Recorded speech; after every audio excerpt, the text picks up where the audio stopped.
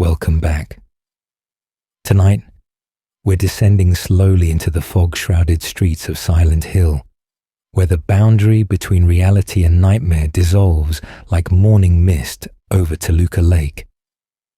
This is a town that feeds on guilt, that shapes itself around the darkest corners of the human psyche, transforming innocent vacations into journeys through personal purgatory and quiet streets into labyrinths of rust and decay. Born from sacred ground tainted by violence, nurtured by a cult's desperate hunger for paradise, Silent Hill has drawn countless souls into its embrace over the decades. Some sought redemption, others ran from crimes they couldn't face, and still others stumbled in by accident, only to discover the town had been calling to them all along. From the ancient rituals of indigenous peoples to the founding family's blood pacts, from a young girl's immolation in 1976 to a prison bus crash in the 2010s, every thread of this timeline weaves through that same fog-choked town, where rusted metal groans and air raid sirens herald transitions into worlds built from suffering. Whether you're discovering these connections for the first time, letting familiar horrors pull you deeper into rest, or simply allowing the chronicle to wash over you like a lullaby of static and distant screams, this will carry you through the complete, unbroken history of Silent Hill. Before we begin, feel free to like and subscribe, but only if you enjoy this kind of slow, immersive exploration that unfolds like a nightmare you can't quite wake from. And let me know in the comments where you're listening from and what time it is for you. There's something quietly unsettling about knowing this same dark story is being whispered in different corners of the world, one hushed night at a time. Let's begin. The nature of the town. In the northeastern reaches of the United States, nestled alongside the serene waters of Toluca Lake in Maine, there exists a town that defies the normal laws of reality. Silent Hill appears on maps as an ordinary resort community, the kind of place families might visit for a peaceful getaway, where the scenic beauty of the lake promises tranquil afternoons, and the surrounding mountains offer hiking trails through dense pine forests. But beneath this veneer of normalcy pulses something far older and far more dangerous than any tourist brochure could hint at. The town itself seems to possess a consciousness, an awareness that reaches out across miles to touch those who carry sufficient burdens of guilt, grief, or trauma. It calls to them through impossible letters from the dead, through half-remembered dreams, through routes that shouldn't lead there but somehow always do. Understanding Silent Hill requires accepting that what we think of as a single town is actually multiple versions layered atop one another, each occupying the same physical space, but existing in different states of reality. There's the real Silent Hill, presumably still functioning with actual residents going about their daily lives, though we rarely, if ever, see this version in the games. Then there's the fog world, that perpetual state of abandonment, where thick mist clings to empty streets, where rust creeps across every surface, and where the few people encountered seem as lost as the protagonist. Buildings stand empty, their interiors frozen in decay, and the silence presses in from all sides, broken only by the crunch of footsteps on debris and the static hiss of a portable radio warning of approaching danger. But the fog world, unsettling as it is, remains comprehensible. Its horror comes from absence, from the wrongness of familiar places rendered empty and deteriorating. It's when the otherworld manifests that Silent Hill reveals its true nature. The transition can happen in an instant, the world peeling away in strips of reality to reveal the nightmare beneath, or it can creep in gradually, rust spreading across walls like a disease, light fading to a sickly amber glow, and geometry itself becoming hostile. In the other world, Silent Hill becomes a reflection of inner torment made manifest. Walls breathe with organic texture. Floors become grated metal suspended over infinite dark voids, and corridors stretch into impossible configurations that trap victims in mazes of their own psychological construction.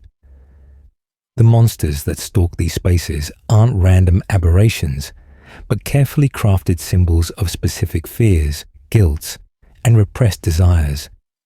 A man haunted by sexual frustration encounters nurses whose uniforms and movements speak to twisted desire. A woman fleeing memories of abuse faces creatures that embody masculine aggression and helplessness. The town reads the psyche of those who enter and reshapes itself accordingly, creating a personalized hell that forces confrontation with truths the conscious mind desperately wants to avoid. This supernatural phenomenon didn't emerge from nowhere. The land itself, according to what can be pieced together from the game's fragmented lore, has always possessed unusual properties. Before Europeans arrived, Native American tribes, particularly the Toluca people after whom the lake is named, recognized this area as sacred ground. They understood that the barrier between worlds grew thin here, that supernatural energies flowed through the earth like underground rivers. Their rituals acknowledged and respected these forces, maintaining a careful balance. But that balance was shattered when settlers arrived in the 17th century, bringing with them the violence of colonization and the rigid certainties of their own religious beliefs. The displacement and massacre of the indigenous population stained the land with suffering, and from that blood-soaked soil, something dark took root. The town that grew here inherited that darkness, and it attracted those who could sense it, whether consciously or not. Among the early residents were individuals who would form a religious organization known as the Order, a cult that blended bastardized elements of the native beliefs they'd helped destroy with their own apocalyptic Christianity, creating a syncretic faith focused on a God they believed could deliver paradise. This wasn't the benevolent deity of mainstream religion, but something far more ambiguous, a force that demanded blood and suffering as the price of salvation. The Order's theology taught that their God had once attempted to create paradise, but exhausted its power before completion, falling into dormancy. Through proper rituals, proper sacrifices, this God could be reborn and finally fulfill its original purpose, transforming the world into the paradise humanity deserved. What paradise meant to the Order remained deliberately vague in their teachings, but the methods to achieve it were brutally specific. Over the centuries, the Order grew in influence, its tendrils extending through Silent Hill's civic structures until the cult and the town became nearly inseparable. They operated orphanages like the notorious Wish House, ostensibly charitable institutions that in reality served as indoctrination centers and sources of vulnerable children for their rituals. They ran hospitals where experiments in suffering could be conducted behind closed doors. They infiltrated law enforcement, ensuring their activities remained hidden from outside scrutiny. The Order's symbol, the Seal of Metatron, appeared throughout the town in subtle ways, marking their territory and their influence. But their most ambitious project, their greatest expression of faith and desperation, would be the founding of a sister community that could extend their reach beyond Silent Hill's borders while maintaining the sacred connection to the source of their power. This community would be called Shepherd's Glen. The founding of Shepherd's Glen. In 1853, 4 families departed from Silent Hill to establish a new town along the shores of Toluca Lake, named Shepherd's Glen, after the family who would lead the expedition. The Shepherds, the Bartletts, the Fitches, and the Holloways represented respected pillars of the Silent Hill community, and their decision to found a new settlement seemed entirely reasonable on the surface. The official story spoke of expanding opportunities, of claiming new territory, of building something fresh while maintaining ties to their origins. But the truth, known only to the four founding fathers and the inner circle of the order, was far darker. These families weren't simply colonists seeking fortune. They were supplicants purchasing freedom from Silent Hill's influence through a pact sealed in the blood of their own children. The god worshipped by the order, that sleeping deity they desperately sought to resurrect, demanded tribute. Its power radiated from Silent Hill, warping the town and drawing it slowly into the nightmare realm that would later be called the Otherworld. The founding families wanted to escape this fate, to live normal lives in a place where the walls didn't occasionally weep blood and where shadows didn't move independently of their casters. The order granted this request, but the price was steep and eternal. Every 50 years, each of the four families would sacrifice one of their own children according to specific methods. Based on the game's revelations, the Holloways would hang their child, the Bartletts would bury theirs alive, the Fitches would exsanguinate their offering through slashed throat, and the Shepherds, as leaders of the Exodus, bore the method of drowning. As long as these sacrifices continued on schedule, Shepherd's Glen would remain protected from the god's wrath, insulated from the supernatural horrors that plagued its sister town. The first cycle of sacrifices occurred in 1857, just 4 years after the town's founding. Daniel Shepherd, son of Isaac, died at age 5 on September 23rd, drowned in Toluca Lake as his family watched from shore. His small body was recovered and buried in the town cemetery, one of the few sacrificial victims who would receive that dignity. Anne Holloway, Theodore Fitch, and Helen Bartlett soon followed, each meeting the fate prescribed by the pact. The order's god, satiated by innocent blood, held back its influence, and Shepherd's Glen prospered in the safety purchased by murdered children. The surviving citizens went about their lives, many ignorant of the truth, while the founding families bore their terrible secret across generations. Every 50 years the cycle repeated. In 1907, another round of children vanished or died in ways the town quietly accepted as tragic accidents. In 1957, 4 more young lives were snuffed out to maintain the pact.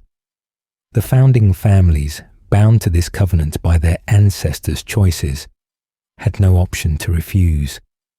They rationalized it, as humans always do when confronted with monstrosity they can't escape. They told themselves these sacrifices ensured the greater good, that 4 deaths every half-century was a small price for an entire community's safety, that their God demanded this, and who were they to question divine will? The children selected for sacrifice weren't told until the end, kept innocent and unsuspecting, until the moment when the parents who supposedly loved them led them to slaughter. The psychological toll on the executioners themselves, the parents forced to murder their own offspring, never factored into the order's theology. Trauma was simply another form of suffering to be endured in service of eventual paradise. But in 2003, the cycle broke. Adam Shepherd, descendant of the original founder and bearer of the family's burden, couldn't bring himself to complete the sacrifice. The story of how and why would unfold decades later, but the immediate consequence was catastrophic. The god's wrath, held in check for 150 years, descended upon Shepherd's Glen with terrible fury. The town began to decay, its streets swallowed by fog, its buildings succumbing to rot, its citizens disappearing one by one into an otherworld that manifested specifically to punish the breaking of the pact. The other founding families, realizing what had happened, completed their own sacrifices in 2003, murdering their children as required, but the damage was done. One family's failure contaminated the entire covenant, and Shepherd's Glen found itself experiencing the fate from which it had been protected for so long, transforming into a mirror of Silent Hill itself. Silent Hill Origins, the burning of Alessa Gillespie. But we're getting ahead of ourselves. To understand how Silent Hill became the nightmare factory it would evolve into, we need to return to 1976, to a night when flames consumed a house on the edge of town and set in motion events that would echo through every story that followed. On that autumn evening, Travis Grady, a truck driver in his mid-20s, was taking a shortcut through Silent Hill to make up time on a delayed delivery.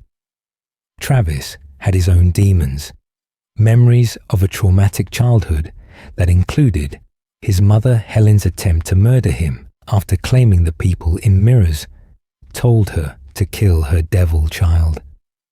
Those scars ran deep, leaving Travis isolated and alone, drifting through life making deliveries and trying not to think too hard about the past.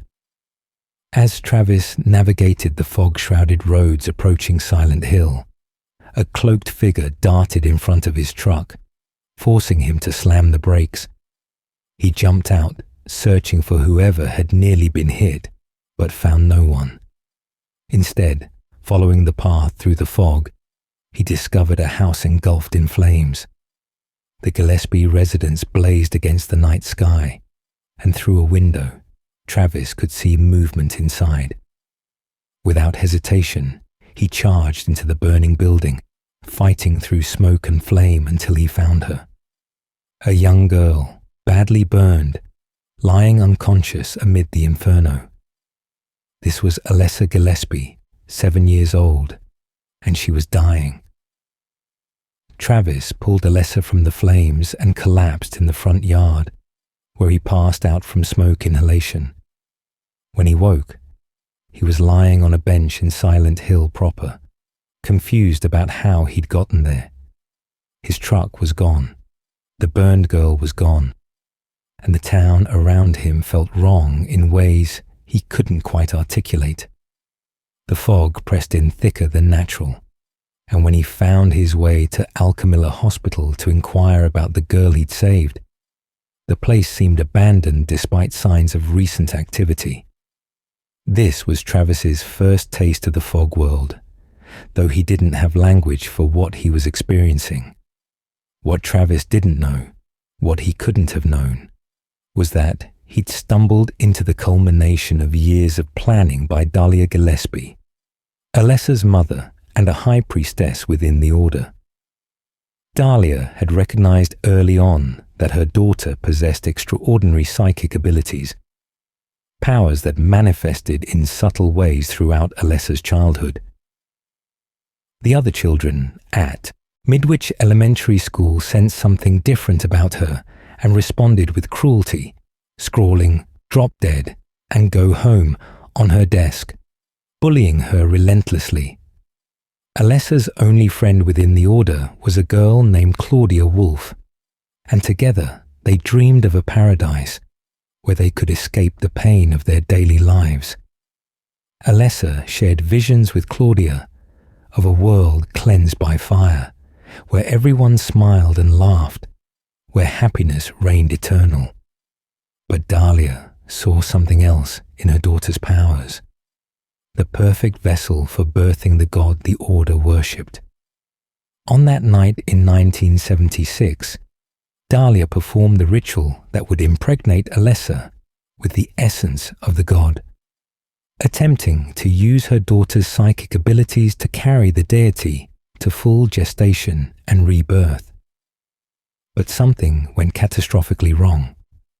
Whether Alessa's subconscious resistance triggered the fire, or whether it was simply a malfunction of the ritual's mechanisms, flames consumed the basement where the ceremony took place, spreading through the house.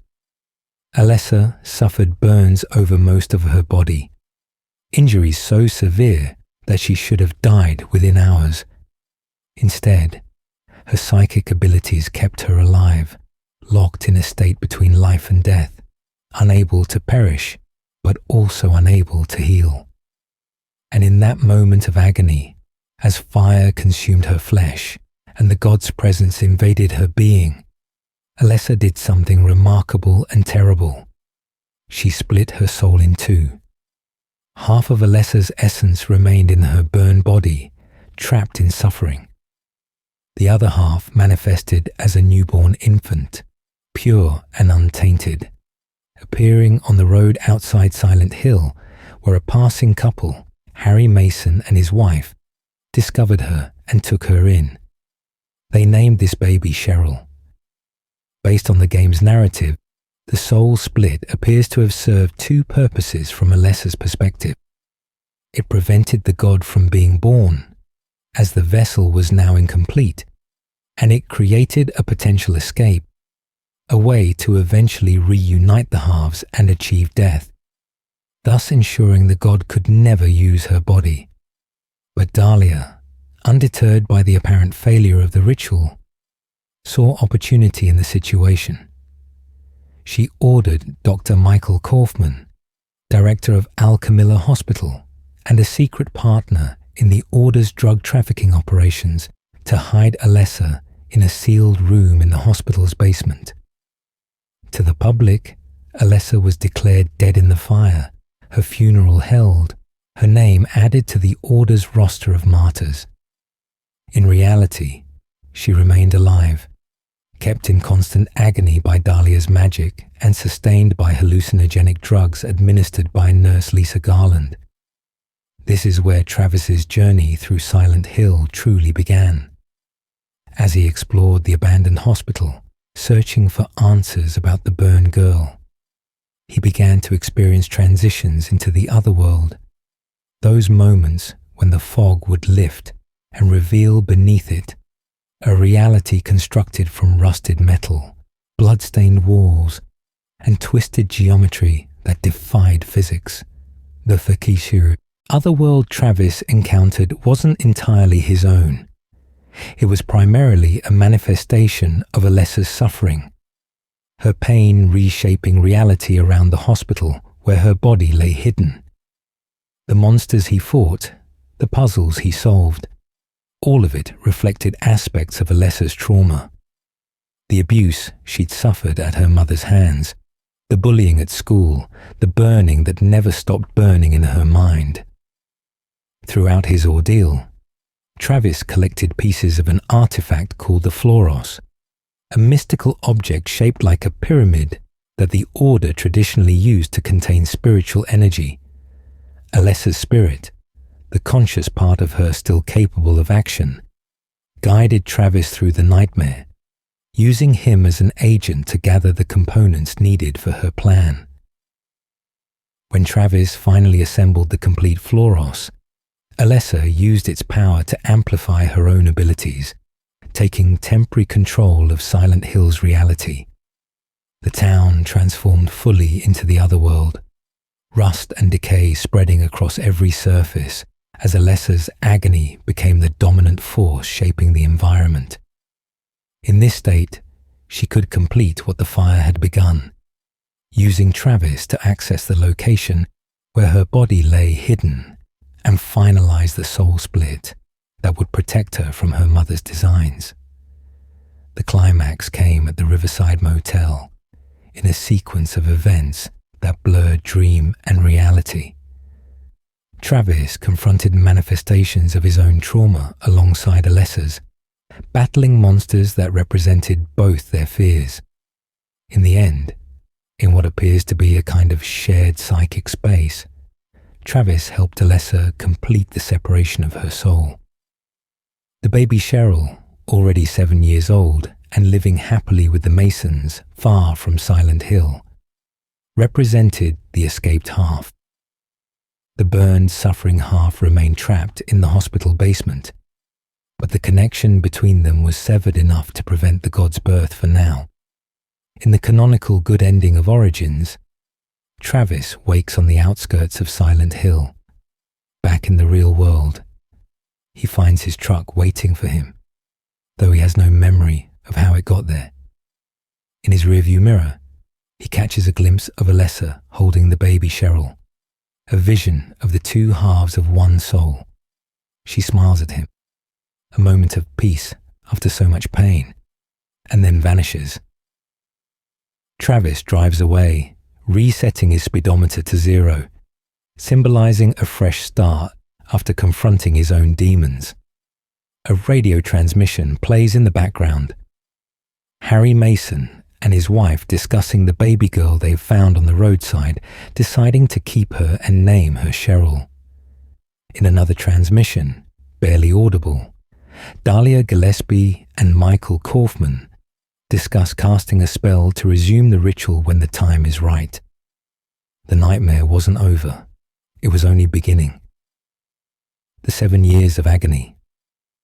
For 7 years following the fire from 1976 to 1983, Alessa Gillespie existed in a state that can only be described as living death. Hidden in a sealed room in Alchemilla Hospital's basement, accessible only through corridors not marked on any official floor plan. Her burned body lay on a hospital bed. The injuries she'd sustained should have killed her within hours. But Dahlia's magic and Alessa's own psychic abilities conspired to keep her alive. Her flesh refused to heal, the burns remaining open wounds that wept and bled. Yet she couldn't die. The pain was constant, overwhelming, a screaming agony that never diminished even for a moment. Drugs pumped through her system, hallucinogens administered by nurse Lisa Garland that amplified Alessa's already potent psychic abilities while also intensifying her torment. Lisa Garland had once dreamed of leaving Silent Hill, of becoming an actress, of living a life beyond the small town where she'd been born. Instead, family tradition had pushed her into nursing, and Dr. Kaufman had pushed her into addiction.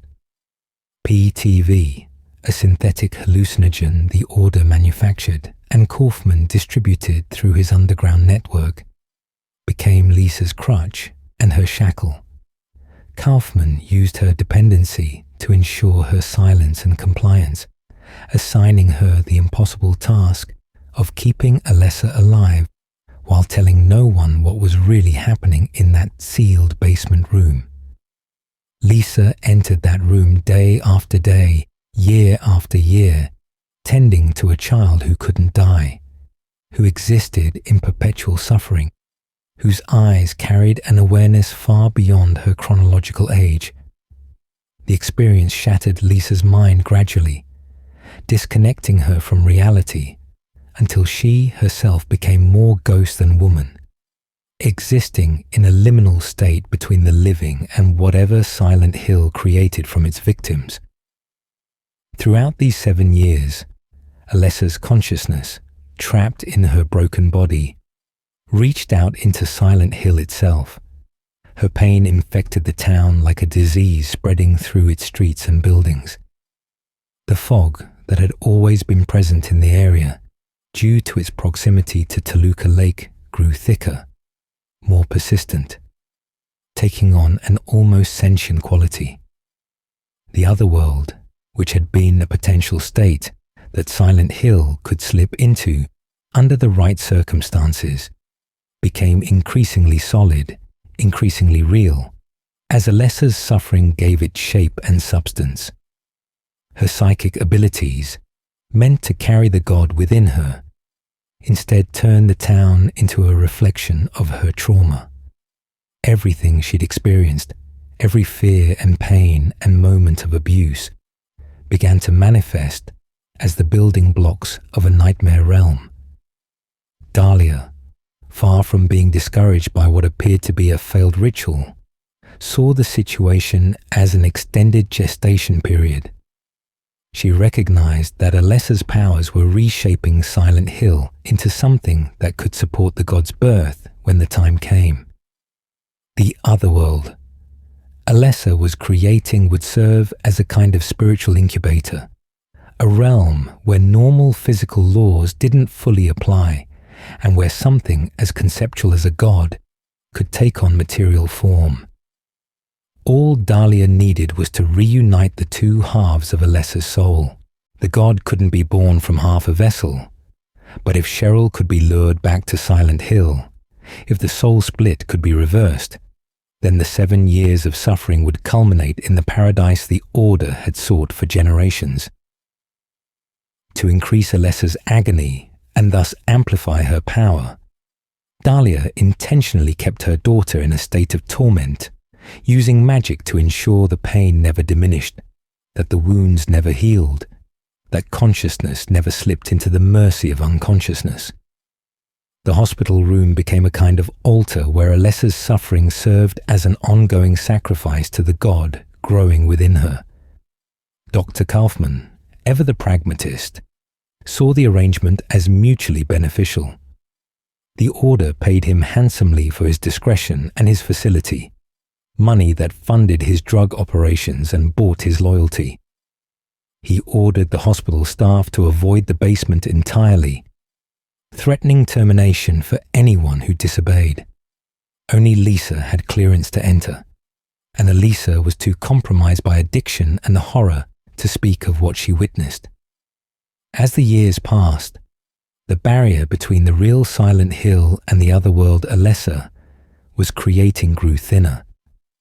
Visitors to the town occasionally reported strange experiences, seeing figures that vanished when approached, hearing sounds that had no source, finding themselves briefly disoriented by streets that seemed to lead nowhere.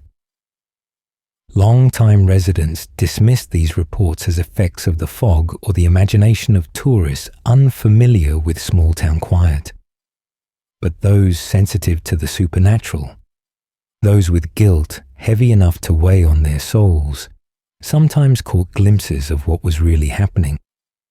They'd see the rust spreading across a wall like a living thing, or they'd turn a corner and find themselves briefly in that other place, where the buildings leaned at impossible angles and the air tasted of decay, before snapping back to normal reality.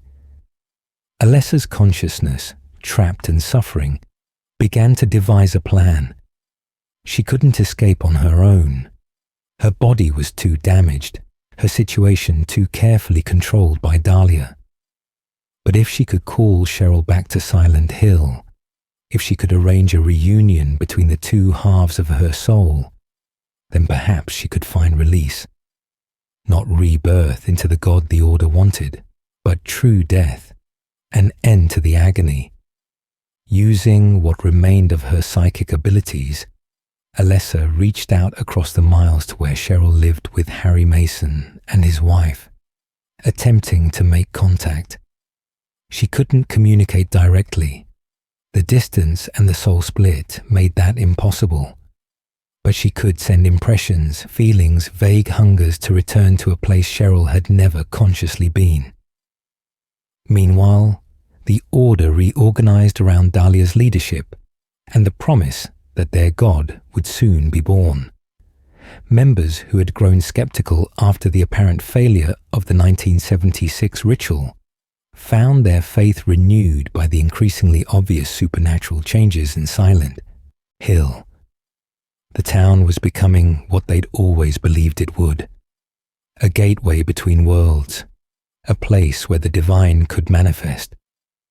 They prepared for the day when Alessa would give birth, when paradise would finally arrive, when all their generations of sacrifice and suffering would be justified. Some members, including a young woman named Claudia Wolf, Alessa's former friend, dedicated themselves entirely to the Order's cause, memorizing its scriptures and learning its magic, determined to see the dream of paradise realized no matter the cost. By 1983, 7 years after the fire, everything was in position for the next act of the tragedy. Alessa's power had reached critical mass. The other world she'd created pressing against the boundaries of reality like a membrane ready to burst. Dahlia's magic maintained the connection between mother and daughter despite the soul split, a thread that could be pulled to bring Cheryl home.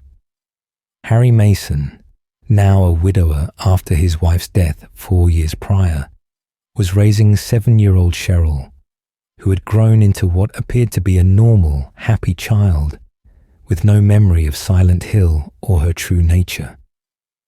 The family's decision to vacation in Silent Hill, whether driven by Alessa's subconscious call or simply coincidence, would prove fateful. Based on a videotape Harry later discovers, the family had visited the town before, staying at the Lakeview Hotel, where Silent Hill's scenic lake and peaceful atmosphere seemed to promise an ideal getaway. He had no idea that Silent Hill had been waiting for them, that every road they took toward the town was guided by forces beyond their comprehension, that Alessa's call had finally reached its target. The stage was set, the fog waited, and somewhere in a hospital basement, a burned girl who'd suffered for 7 years prepared to end her nightmare, no matter what it cost. Silent Hill, the first game. 7 years after the fire, around 1983, based on the timeline established in Origins, though the game's 1999 release date sometimes creates confusion about when events actually occur in-universe, the Mason family took their fateful trip. The car crash happened suddenly, violently, sending Harry Mason's Jeep careening off the road as Alessa's astral projection stepped in front of the vehicle. In that moment of impact, as Harry lost consciousness, the boundary between Silent Hill and its nightmare reflection shattered completely. Cheryl, sensing her other half nearby after 7 years of separation, fled the crashed car and ran into the fog-shrouded streets, driven by instincts she couldn't name toward a reunion she didn't understand. When Harry woke, his daughter was gone, and the town he found himself in was empty of people, thick with an unnatural fog, and wrong in ways that made his skin crawl. Harry's search for Cheryl became a journey through Silent Hill's transformation. In the fog world state, he encountered abandoned buildings, streets littered with debris, and an oppressive silence broken only by the static hiss of a pocket radio he carried that warned of approaching danger. The monsters that attacked him seemed to crawl from nightmares, twisted things that looked almost human but moved wrong, their bodies wrapped in straitjackets or their flesh torn and bleeding. These were manifestations of Alessa's psyche, creatures born from her fears and traumas. The straitjacketed figures represented constraint and helplessness. The childlike monsters reflected her stolen innocence. Every enemy Harry fought was a window into Alessa's suffering, though he had no way of knowing this.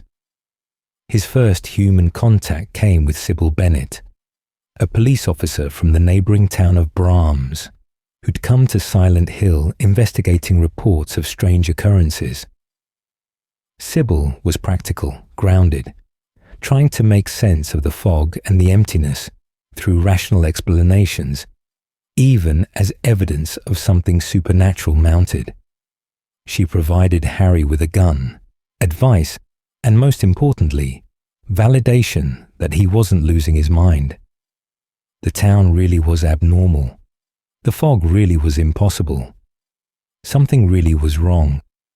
They agreed to search separately, covering more ground, with plans to meet up and compare findings. Harry's journey took him through locations that would become iconic in the series. Midwich Elementary School, where Alessa had been bullied. its halls transformed into a nightmare of rusted lockers and blood-stained floors. The otherworld transition happened here in full force for the first time. Harry watching in horror as the walls around him peeled away to reveal the reality underneath, everything turning to metal grating and chains.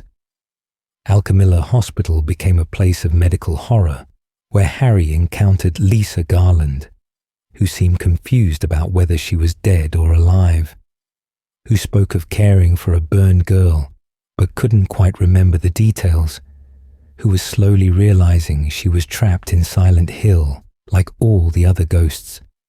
Throughout his search, Harry kept encountering an older woman named Dahlia Gillespie, who gave him cryptic warnings and instructions. She told him about Alessa, about a girl marked by demons who sought to summon darkness into their world through symbols scattered across town. She gave Harry the Floros, telling him it could stop Alessa from completing her ritual. What Harry didn't realize was that Dahlia was manipulating him, using him to prevent Alessa from sealing away the god with the seal of Metatron, turning Harry into an unwitting agent of the Order's plans. Every time Harry thought he was stopping something terrible, he was actually enabling it. The truth came crashing down in the chapel beneath the hospital, where Harry confronted what appeared to be Alessa, using the Floros as Dahlia had instructed. But the device had been modified, its true purpose not to contain Alessa, but to immobilize her long enough for Dahlia to complete what she'd started 7 years ago. With Cheryl and Alessa now in the same location, Dahlia could force the soul reunion, could make Alessa whole again, and thus capable of birthing the god. Harry watched in horror as his daughter Cheryl, revealed to be only half of a larger soul, merged with the burned girl in an explosion of psychic energy. Alessa, now complete after 7 years of separation, writhed in agony as the god within her reached full term. What happened next depended on a series of decisions Harry had made throughout the game, choices that determined the outcome of this nightmare. In the standard ending, the one generally considered canonical, Dr. Kaufman intervened at the crucial moment. Kaufman had his own agenda, having realized that Dahlia's success would end his profitable drug operation. He'd obtained Aglaophotis, a liquid that could expel parasitic spiritual entities from hosts, essentially a mystical abortion drug. Throwing the vial at Alessa, Kaufman forced the premature birth of the god, a creature the game calls either incubator or incubus, depending on the path taken. This incomplete deity, born too early from a vessel that rejected it, took the form of something monstrous and attacked everyone present. Dahlia, seeing her life's work twisted into an abomination, died as the creature turned on her. Kaufman perished in the chaos as well, and Lisa Garland, revealed to have been dead all along, pulled him into the darkness. Harry fought the god in its infantile form, defeating it through sheer desperate determination. As the other world began to collapse around him, reality breaking apart as Alessa's power could no longer sustain it, a final apparition of Alessa appeared. This was the part of her that was still human, still the scared girl who just wanted the pain to stop. She used the last of her abilities to create a safe path for Harry to escape, and she gave him a gift, a newborn baby that cried in his arms. This infant contained both Alessa and Cheryl's souls, reborn clean and pure without the god, without the trauma, a true, fresh start. Sybil, if Harry had saved her from possession earlier in the game through proper use of Aglaophotis, escaped with them as well. The building exploded behind them as they fled into the normal world, leaving Silent Hill to burn. Harry Harry drove away from the town, this newborn baby in his arms, and made a decision that would define the next 17 years of his life. He would raise this child as his daughter, would give her a new name to distance her from the horror of her origins. He called her Heather. The town could keep its secrets, its cults, its gods. Harry was taking his daughter and never looking back. He had no way of knowing that Silent Hill's influence didn't end at the town limits, that the Order's reach extended far beyond the fog, or that Alessa's story wasn't truly finished. For now, though, he had a baby to care for and a normal life to build. Behind them, in the ruins of what had been Alchemilla Hospital, Alessa's original body remained consumed by flames, finally experiencing the death she'd sought for so long. But a piece of her soul lived on in Heather, carrying memories that would one day resurface, and when they did, the nightmare would begin again. Silent Hill 2. James Sunderland's guilt. While Harry Mason was raising Heather far from Silent Hill, trying to give her a normal childhood unmarred by the horrors she'd been born from, another man was beginning his own descent into the town's embrace. James Sunderland's story is different from what came before, unconnected to the Order or their schemes to birth a god. What happened to James demonstrates that Silent Hill's power isn't limited to one cult's ambitions, that the town can reach out to anyone carrying sufficient guilt, can reshape itself around any tortured psyche. According to series art director Masahiro Ito, the events of Silent Hill 2 take place in the 1980s, roughly contemporary with or shortly after the first game's events, though the exact year remains deliberately ambiguous. This version of Silent Hill functions as personal purgatory rather than mystical incubator. James Sunderland, by his own account at the beginning of the game, is a widower. His wife Mary died 3 years ago after a long illness, and he's been struggling to move on, to find meaning in a world without her. Then, impossibly, he receives a letter from Mary, written in her handwriting, telling him that she's waiting for him in their special place, somewhere in Silent Hill. Any rational person would dismiss this as a cruel prank, would recognize that dead people don't send letters.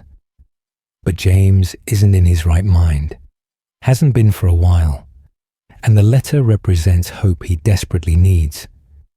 So he drives to Silent Hill, parks at the overlook on the edge of town, and walks into the fog. The Silent Hill James encounters is different from the one Harry navigated.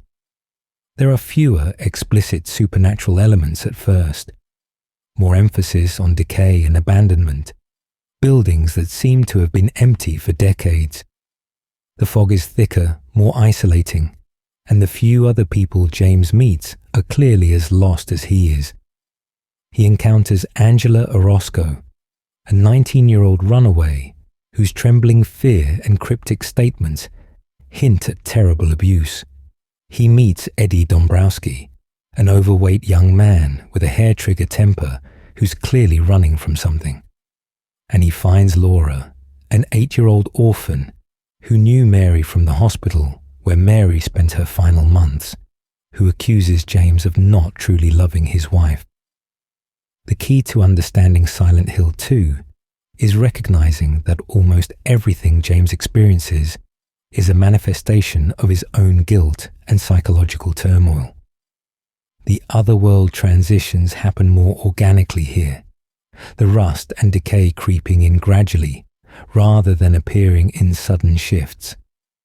The monsters stalking James each represent aspects of his inner struggle.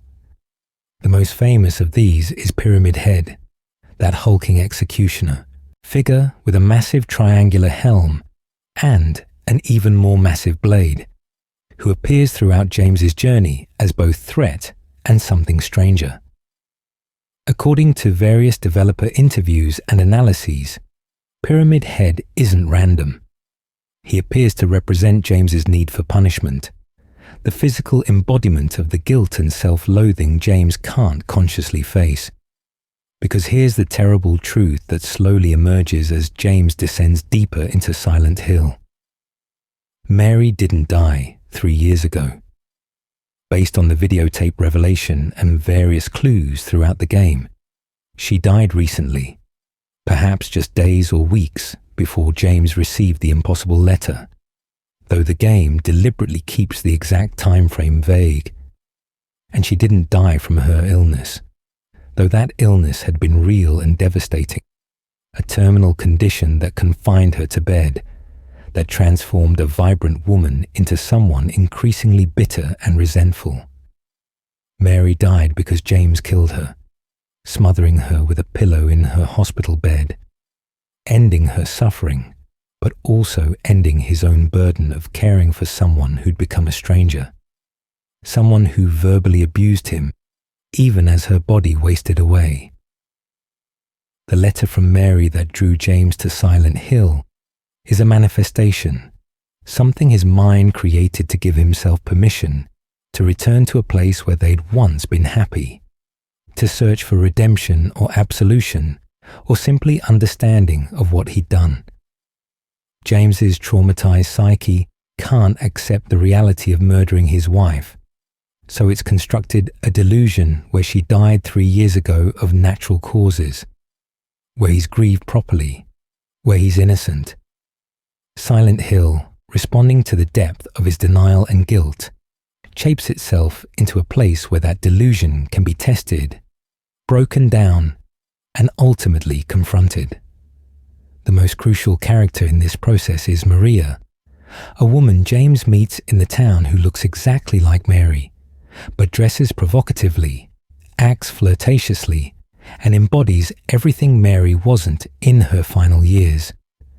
Based on the game's subtext and symbolic elements, Maria appears to be a manifestation created by Silent Hill, representing James's desires and guilt. She's healthy, sexual, vital, alive in ways that contrast sharply with James's memories of his dying wife. Maria dies repeatedly throughout the game, killed by Pyramid Head while James watches, unable to save her, forced to witness her suffering. Each death represents another confrontation with his inability to save Mary, his failure as a caretaker, his relief when she finally died, mixed with his horror at what he'd done. The truth crashes down in room 312 of the Lakeview Hotel, where James and Mary stayed during their vacation to Silent Hill, years before everything went wrong. James finds a videotape he'd recorded during that trip, and when he plays it, static-riddled images show him walking to Mary's hospital bed after her latest verbal assault, kissing her forehead tenderly, then pressing a pillow to her face and holding it there until she stopped struggling. The memory returns in full force as James watches himself commit murder, sees Mary's desperate final moments, hears himself justify what he's doing through tears. It wasn't 3 years ago. It was recent, and it wasn't the disease that killed her. It was James. He sits in that hotel room, finally accepting what he's done, the letter from Mary dissolving in his hands as the delusion collapses. What happens next depends on how James has behaved throughout the game, on the choices the player has made that reflect his mental state. In the Leave ending, James encounters Mary one final time, a spirit or memory or manifestation of his guilt taking her form.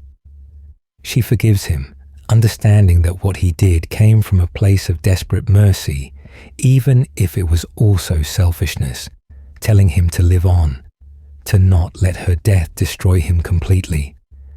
James leaves Silent Hill, hopefully to find some kind of peace, to carry the weight of what he's done, but not be crushed by it. In the in-water ending, James can't forgive himself. He drives into Toluca Lake with Mary's body in the back seat, sinking beneath the water in a suicide that reunites him with his wife in death. Other endings offer different fates.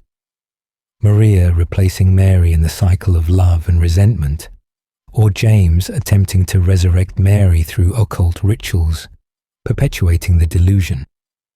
Angela and Eddie, the other humans James encounters, are fighting their own battles with Silent Hill's judgment. Angela is running from memories of incestuous abuse by her father and brother, her version of Silent Hill filled with fire and masculine aggression. Eddie is fleeing the consequences of his own violence, having killed people in revenge for years of mockery about his weight. Both represent possible futures for James, ways his story could end if he makes different choices. Angela last appears climbing stairs into an inferno, accepting damnation. Eddie becomes so consumed by his rage that James is forced to kill him in self-defense. Their fates serve as warnings and mirrors. The brilliance of Silent Hill 2 lies in how it uses the town's supernatural elements to explore entirely human horror. There's no cult trying to summon a god, no grand conspiracy, just individuals confronting their own worst moments in a place that won't let them hide. James Sunderland demonstrates that Silent Hill's power goes beyond the Order's control, that the town itself, or the land it's built on, or something in the collective unconscious, has created a space where guilt manifests as physical reality. After James's story ends, Silent Hill releases him or claims him, depending on the ending. But the town remains, waiting for the next tortured soul to answer its call. Silent Hill 3. Heather's Return. 17 years after Harry Mason fled Silent Hill with a reborn baby in his arms, the girl he named Heather has grown into a teenager trying to live a normal life. The game takes place in the early 2000s, specifically around 2000 or 2001 if we calculate 17 years from the 1983 events of the first game, though exact dating remains somewhat flexible within the series' timeline. They've moved frequently over the years. Harry always cautious, always looking over his shoulder, paranoid about something catching up to them, though he never explains what. Heather's grown up with a loving but secretive father, with occasional nightmares that don't quite make sense, with a feeling that something in her past is missing. She's at the local mall, having killed time there after a movie, when she first realizes something is wrong. A man approaches her, middle-aged and worn-looking, introducing himself as Douglas Cartland, a private investigator. He claims someone hired him to find her, someone who wants to talk to her about her birth. Heather, disturbed and frightened, runs. She's had no reason to question her origins before, and she doesn't want to start now. Fleeing through the mall, Heather experiences her first taste of the other world as the building transforms around her, rust spreading across walls and floors, reality peeling back to reveal the nightmare underneath. This is her first clue that she's not normal, that whatever Harry has been protecting her from all these years is finally catching up.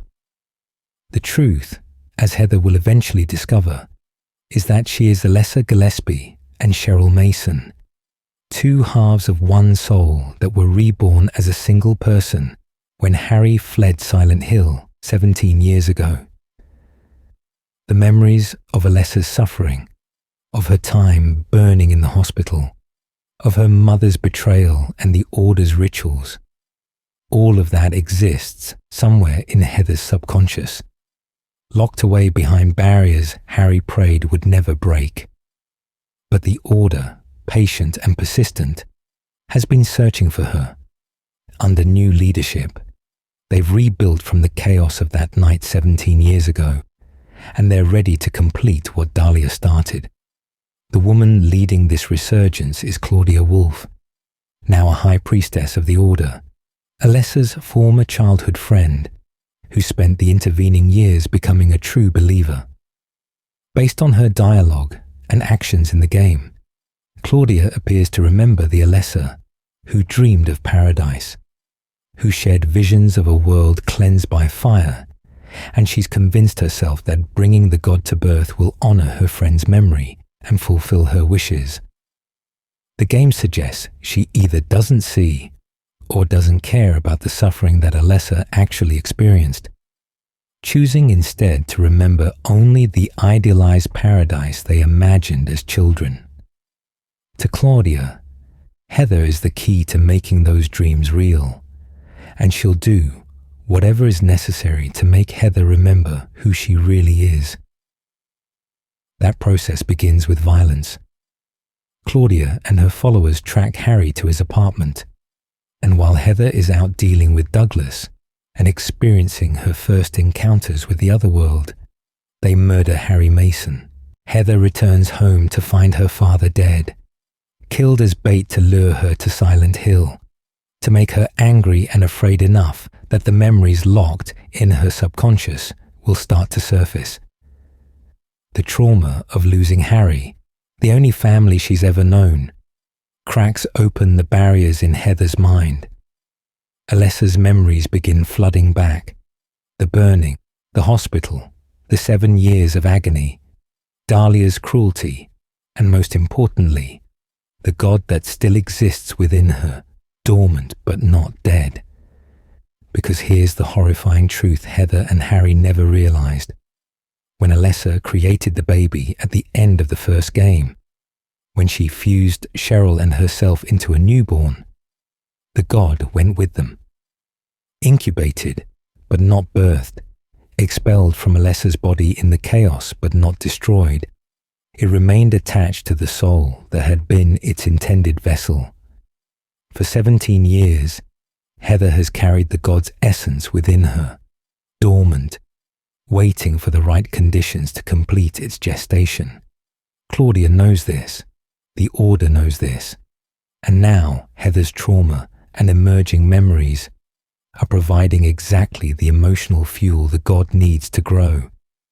Heather's journey back to Silent Hill takes her through locations both familiar and new. She fights through a corrupted version of a hospital, not Alchemilla, but another medical facility transformed by the otherworld into a place of surgical horror. She navigates a hellish version of a mall where mannequins come to life and stores become death traps. Throughout this odyssey, Heather encounters Vincent Smith, another Order member who seems to be playing his own game, dropping hints that Claudia isn't what she appears, that the Order's interpretation of paradise might not be the benevolent transformation they claim. Vincent is complicated, possibly genuinely conflicted about the Order's goals, or possibly just playing both sides for personal gain. He provides Heather with information and warnings, most notably telling her that the god the Order worships isn't actually benevolent, that it's a demon dressed in religious trappings, that paradise would actually be hell for anyone who isn't part of the cult. But Vincent's credibility is questionable, and Heather has to decide how much to trust him versus Claudia, who at least has conviction behind her madness. The climax unfolds in Silent Hill proper, in the church that serves as the Order's main gathering place. Heather confronts Claudia, trying to understand why her father had to die, why she's being pursued, why any of this is happening. Claudia explains the god within Heather, explains how Alessa's wish for paradise can still be fulfilled if Heather will just accept her role. Heather refuses. She's not Alessa, or at least she's more than Alessa now. She has 17 years of life with Harry to balance against Alessa's 7 years of suffering, and she chooses to honor her father's sacrifice by rejecting what the Order wants from her. But the god is already growing, already reaching a point where it could be born with or without Heather's cooperation.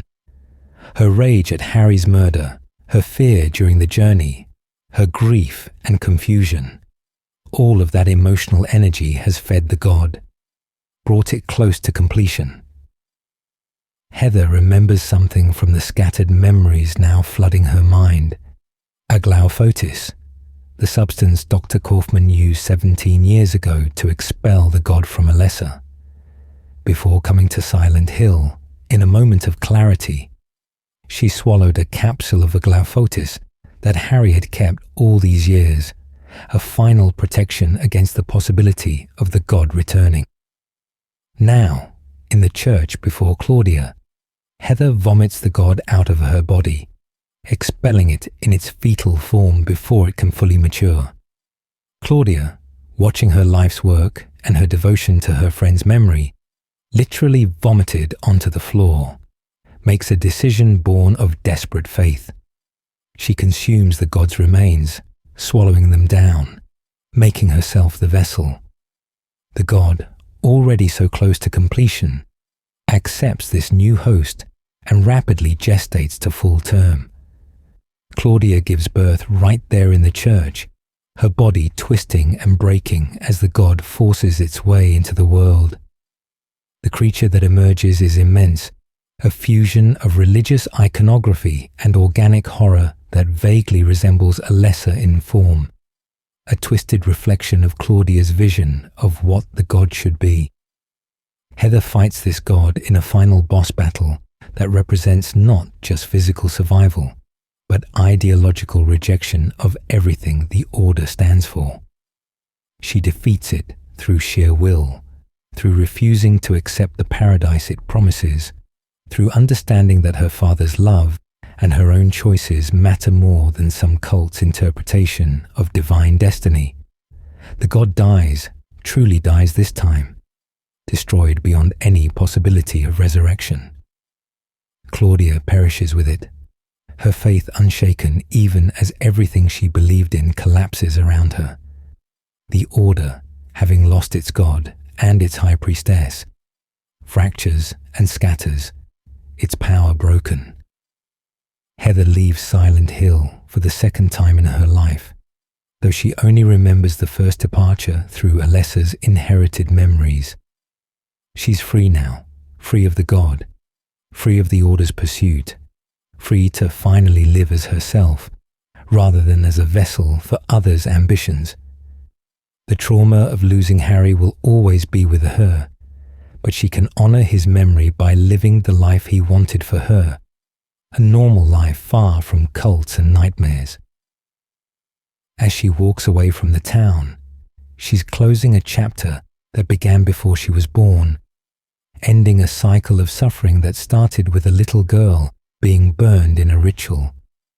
Alessa's story, which has driven so much of Silent Hill's horror, finally reaches its conclusion.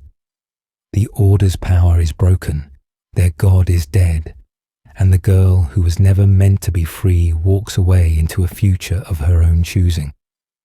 But Silent Hill remains, and its ability to draw the guilt-ridden and the damned continues, unabated. Other stories are already unfolding in its fog-shrouded streets, stories that have nothing to do with Alessa or the Order, but everything to do with the darkness humans carry in their hearts. Silent Hill 4, The Room and Walter Sullivan's 21 Sacraments. Somewhere around the early 2000s, in the city of Ashfield, a few hours' drive from Silent Hill, a man named Henry Townshend wakes up in his apartment to discover he's been locked inside for 5 days. Not just locked in through normal means, but sealed with chains that shouldn't exist, with a door that won't budge, no matter how hard he throws himself against it, with windows that have been replaced by solid walls. His phone is dead. His neighbors can't hear him when he screams. Even when he looks through his peephole, he can see people in the hallway going about their lives, but they don't acknowledge his existence. It's as if Henry has been erased from reality while still remaining physically present in his apartment. The only person he can't see but can hear is Frank Sunderland, the building superintendent and father of James Sunderland from Silent Hill 2, who mentions through the door that he's received noise complaints but can't seem to process Henry's desperate pleas for help. On the 5th day, a hole appears in Henry's bathroom wall. Not a crack or a break, but a hole torn in reality itself, glowing faintly, leading into darkness. With no other options and beginning to panic from the isolation, Henry crawls through the hole and emerges in a subway station. Not a normal subway station, but an abandoned one, thick with dust and lit by flickering lights that cast more shadows than illumination. This is the first of Walter Sullivan's other worlds, and Henry's nightmare has truly begun. To understand what's happening to Henry, we need to go back 34 years before the game's events.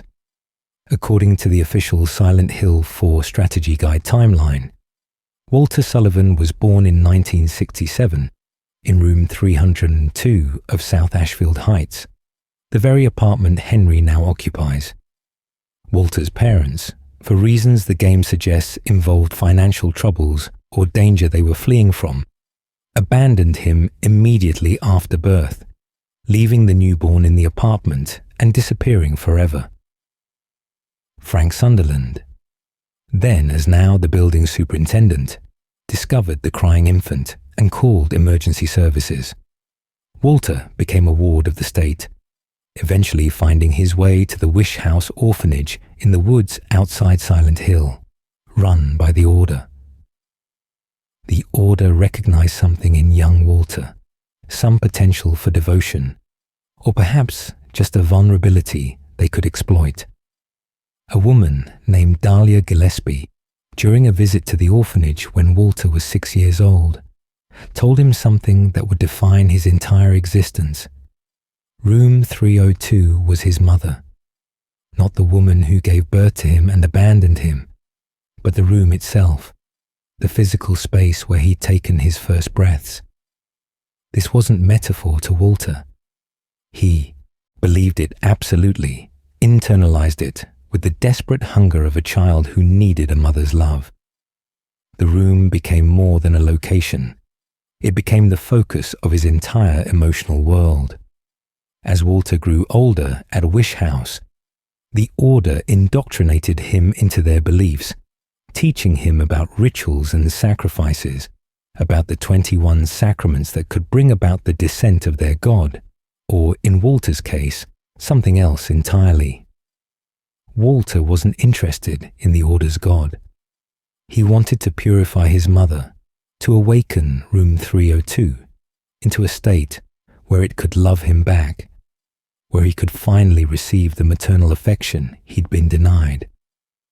To do this, he would need to perform the 21 sacraments, a ritual requiring 21 murders carried out in specific ways with specific victims, their deaths consecrating the room and transforming it into something alive. 10 years before Henry's entrapment, Walter began his murder spree. The victims were carefully selected, each one connected to Walter's past or to the town of Silent Hill, in ways that made their deaths spiritually significant. Jimmy Stone, a priest of the Order, who wore a red hood during ritual executions, much like Pyramid Head from Silent Hill 2, became the first victim. Bobby Randolph, a high school student fascinated by the Order's law, was second. The pattern continued through 10 victims, each one's heart removed, their bodies marked with numbers and symbolic significance. Walter carved the victim numbers into their corpses, turning each murder into a consecration. The 11th victim was supposed to be a living person, but Walter had a different plan. After killing 10 people and taking their hearts, Walter performed the ritual of the Holy Assumption, an occult ceremony that allowed him to kill himself and yet remain conscious in a spiritual form. He hung himself in his jail cell, and authorities declared his suicide the end of the murder spree. But Walter's spirit continued, detached from the bonds of flesh. Capable of manifesting in the other world, he created around room 302. His physical body, marked with the number 11 on its feet, was crucified and hidden in a sealed storage room in the apartment building.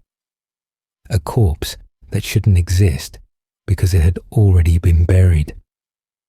For years, Walter's ghost completed the remaining sacraments, killing more victims in ways that reflected the ritual's requirements. The murders continued, baffling police who couldn't explain how a dead man was still killing. Joseph Schreiber, a journalist investigating the Order and Wish House, moved into room 302 in an attempt to uncover the truth. Joseph documented Walter's activities, left behind diary pages and clues, but ultimately became victim number 12, killed by Walter and absorbed into the nightmarish reality centered on the apartment. When Henry moved into room 302 after Joseph's death, he inherited Walter's attention. Henry is intended to be the 20th victim, designated as the receiver of wisdom, someone who will witness and understand the 21 sacraments before being consumed by them. The room itself, corrupted by years of Walter's obsession and the murders consecrating it, begins to manifest hauntings, ghostly children, wet spots that appear on walls, sounds of chains and crying. These phenomena grow worse each time Henry returns from one of Walter's other worlds, the supernatural bleeding more and more into reality. The other worlds Henry explores through the bathroom hole are manifestations of Walter's memories and psyche. The subway station reflects Walter's childhood trips from Silent Hill to Ashfield to visit room 302. The forest world contains elements of Wish House Orphanage. The hospital world is St. Jerome's, where Walter was born. Each location is twisted, transformed into nightmare landscapes populated by monsters that represent Walter's fears and obsessions. The creatures include sniffer dogs that track Henry relentlessly, wall men that phase through barriers, and twin victims that represent the children Walter killed. All of these beings were called into existence by Walter's fractured mind as it attempted to create a world he could control. Henry meets the new victims as they die. Cynthia Velasquez, a woman who thinks she's dreaming, is murdered in the subway. Jasper Gein, one of those teenagers fascinated by occult lore, dies while investigating the forest. Andrew DeSalvo, who worked at Wish House and tried to expose its abuses, becomes a victim 16. Richard Braintree, Henry's neighbor, and a man with an ugly personality, is number 17. Each death mirrors Walter's modus operandi. Each victim marked with their number and absorbed into Walter's reality as ghosts that will hunt Henry through the second half of the game. Midway through Henry's ordeal, he rescues Eileen Galvin, his neighbor from across the hall, who Walter has marked as victim 19. Eileen is designated as Mother Reborn, meant to represent room 302 itself in human form, the ultimate victim whose death would complete Walter's twisted attempt to give birth to his mother. Together, Henry and Eileen must descend a massive spiral staircase that connects all of Walter's other worlds, revisiting each location now haunted by the ghosts of previous victims. These spirits, immortal and aggressive, can only be temporarily stopped or permanently pinned with a special sword, and their presence drains life from both Henry and Eileen, especially Eileen, whom they seem to target with particular malice. The truth of Walter's plan emerges through documents and Joseph Schreiber's ghostly appearances. Walter isn't trying to summon the Order's God. He's trying to transform room 302 into a mother who can love him, using the 21 sacraments to sanctify the space and awaken it into consciousness. Each victim's death adds to this transformation, their suffering and death empowering the ritual. The final victim, Henry, as the 21st sacrament, the receiver of wisdom, will complete the process. But Eileen's designation as Mother Reborn complicates this, suggesting Walter's ritual might also be attempting to create a human embodiment of his mother. The climax occurs in a hellish version of Room 302, where reality has been completely consumed by Walter's obsession.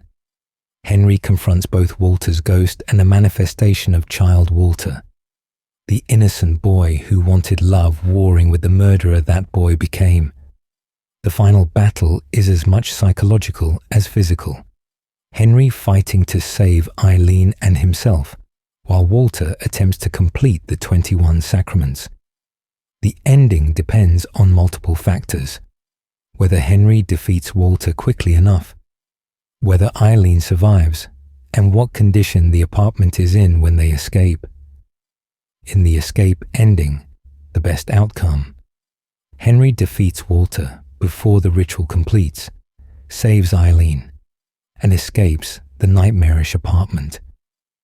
They leave the building together, and the room returns to normal, no longer haunted. In the mother ending, they escape, but the room remains possessed, suggesting Walter's spirit still dwells there.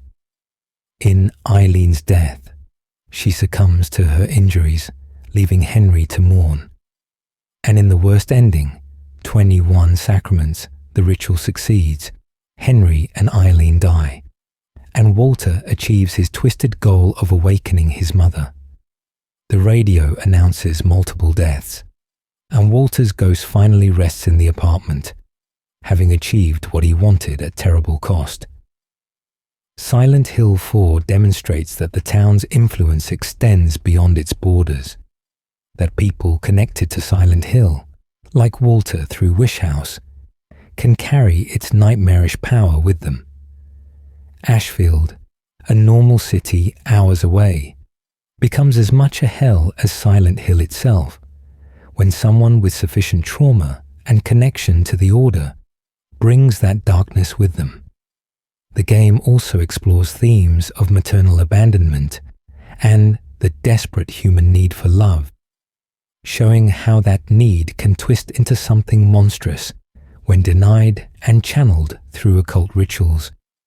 Walter Sullivan is both victim and victimizer, a child who never had a chance corrupted by forces beyond his understanding into a serial killer obsessed with loving a room. Silent Hill, Homecoming, and The Broken Pact. By 2007, the consequences of the broken pact in Shepherd's Glen had festered for 4 years. The town that 4 families founded in 1853, purchasing their freedom from Silent Hill's influence through the promise of child sacrifice every 50 years, was dying. The fog that had always been a minor presence grew thick enough to choke visibility to a few feet.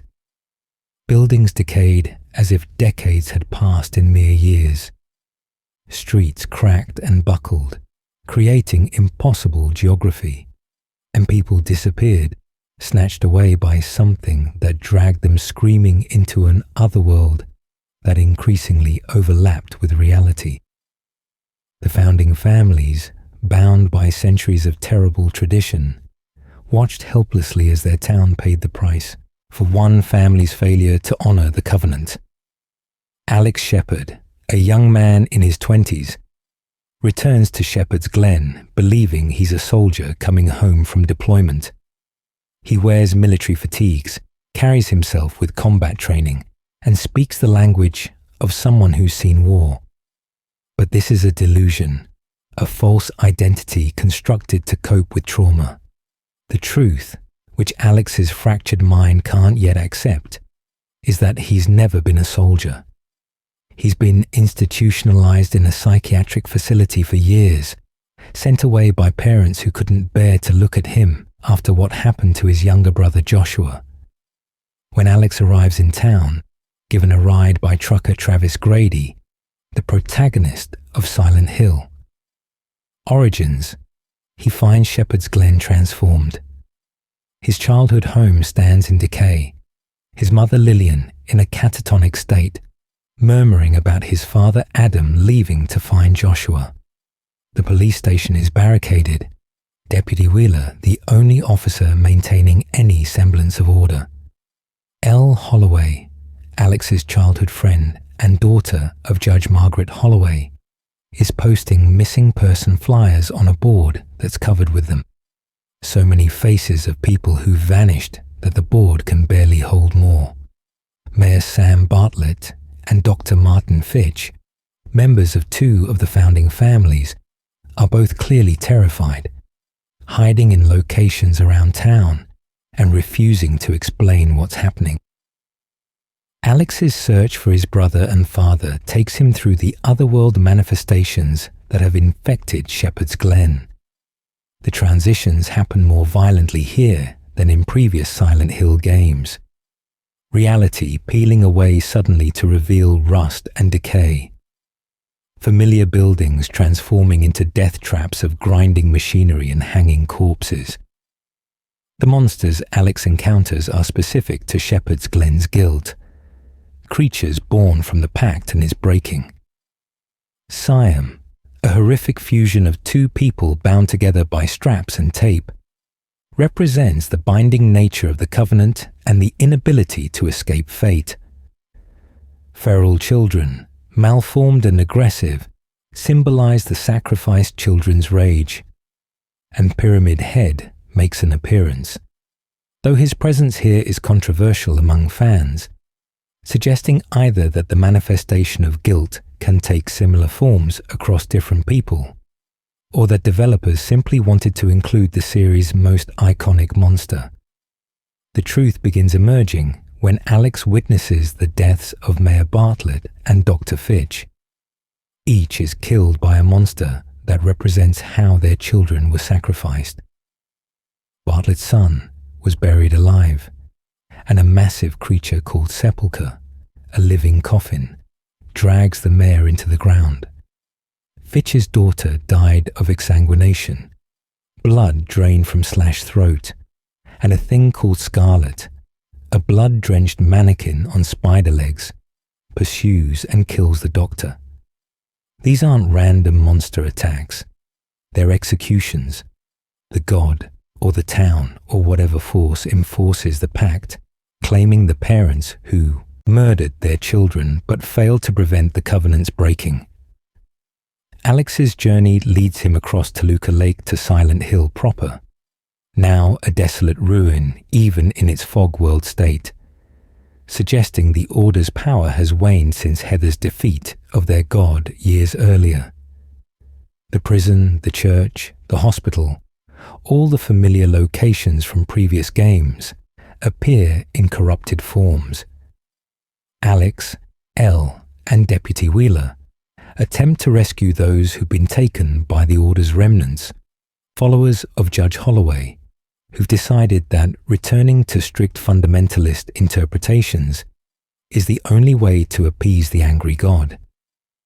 The revelation comes in the church, where Judge Holloway, the driving force behind the Order's resurgence in Shepherd's Glen, explains the pact's history. She tells Alex about the 4 founding families, their bargain with the god to be allowed to leave Silent Hill, the 50-year cycle of child sacrifice that kept the town safe. She details how the other 3 families completed their sacrifices in 2003, murdering children as required, but the Shepherds failed. Adam Shepherd, Alex's father, was supposed to sacrifice one of his sons. The designated child was Alex, oldest son, chosen for drowning in Toluca Lake. But something went wrong, terribly wrong, and Joshua died instead while Alex survived. This is where Alex's false memories begin to crack. He remembers teaching Joshua to row in a boat on Toluca Lake. He remembers showing Joshua the Shepherd family ring, a symbol of their lineage. He remembers Joshua reaching for the ring, the struggle, and then Joshua falling, hitting his head on the boat's edge, neck breaking, body sliding into the water. It wasn't a sacrifice, it was an accident. And Alex, traumatized by causing his brother's death, broke completely. His parents, unable to cope with losing one son and unable to complete the sacrifice using Alex as a substitute, sent Alex to a psychiatric facility and told everyone he'd joined the military. For 4 years, Alex's mind has constructed an elaborate fantasy of military service, of deployments and combat, and becoming the soldier his father always wanted.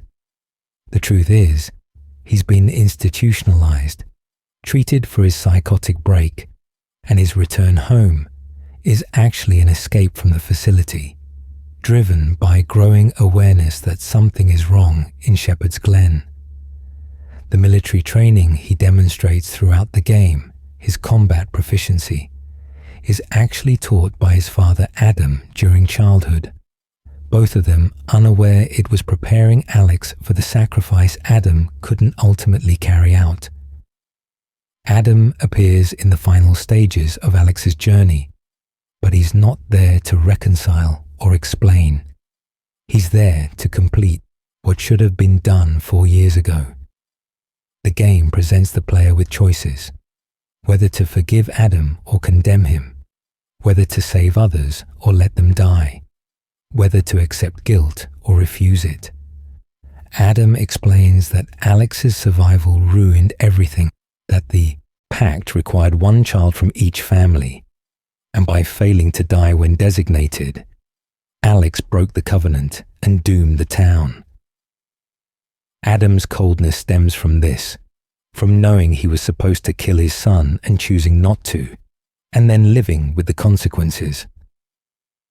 The final confrontation involves a massive creature called Amnion, which appears as a hideously twisted fusion of religious and maternal imagery, a thing that opens to reveal Joshua's corpse within, preserved and carried like a terrible womb.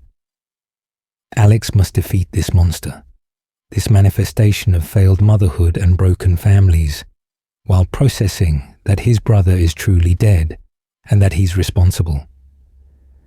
After the battle, Alex finally apologizes to Joshua, leaving the Shepherd family ring on the corpse, accepting responsibility and letting go of the delusion that he's a soldier rather than a traumatized young man who accidentally killed his brother. The endings vary based on Alex's choices throughout the game.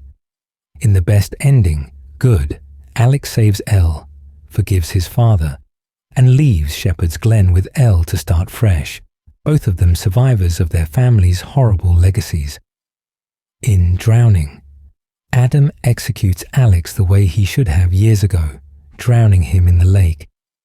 In Hospital, Alex wakes in the psychiatric facility, implying everything might have been a delusion. And in Bogeyman, Alex transforms into one of the monsters, becoming part of Shepherd's Glen's nightmarish ecosystem. A joke UFO ending exists where aliens abduct both Alex and Elle, typical of the series' dark humor. Homecoming expands Silent Hill's mythology by showing that the town's influence can be negotiated with, that communities can purchase safety through blood, but that such pacts are fragile and their breaking catastrophic. It also explores how guilt over causing death, even accidentally, can be as destructive as guilt over intentional murder. Alex's psychological break mirrors James Sunderland's denial in Silent Hill 2. Both men constructing elaborate mental defenses against truths they can't face, both requiring a journey through literal hell to reach acceptance. The game suggests that generational trauma, the sins of the fathers visited upon children, creates cycles of suffering that can only be broken through immense sacrifice and by rejecting the systems that demand blood for safety. Silent Hill, Downpour and Murphy. Pendleton's Sins. In the early 2010s, though exact dating remains ambiguous. A prison transfer bus winds through the roads approaching Silent Hill, carrying inmates from Ryle State Prison to Wayside Maximum Security. Among the prisoners is Murphy Pendleton, a man convicted of stealing a police cruiser, evading arrest, and resisting officers. But Murphy's real crime, the reason he's actually incarcerated, is murder. Before his arrest, Murphy killed a man named Patrick Napier in the Ryle State Prison showers, beating him to death in an act of premeditated revenge that provided some closure, but no peace.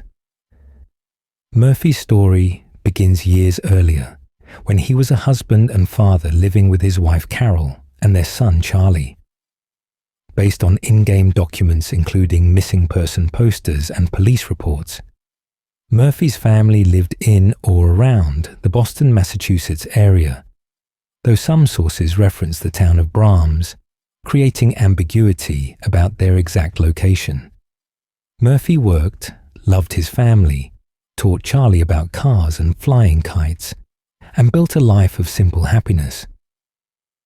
Then Patrick Napier, a lurking paedophile, abducted Charlie.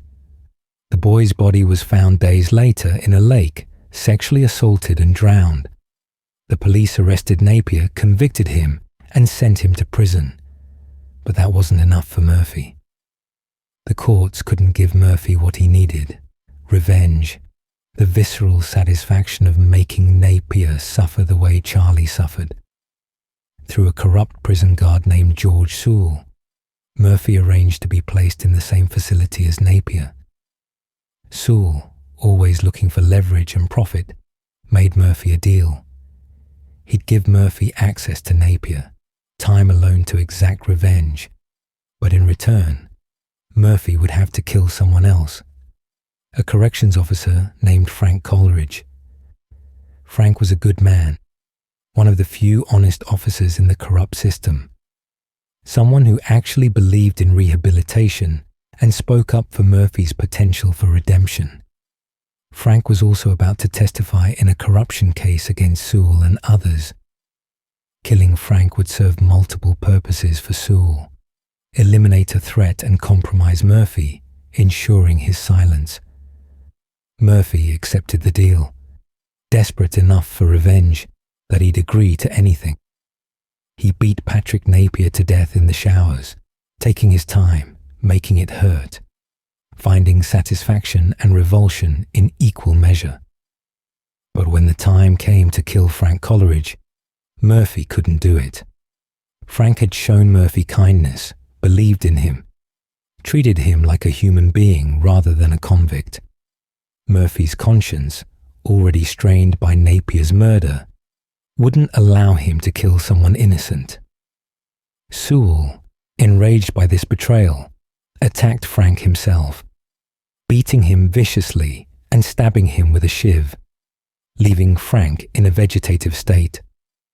Sewell then framed Murphy for the assault, adding years to his sentence and creating the vengeful corrections officer who becomes pivotal to Murphy's story, Anne Marie Cunningham, Frank's daughter.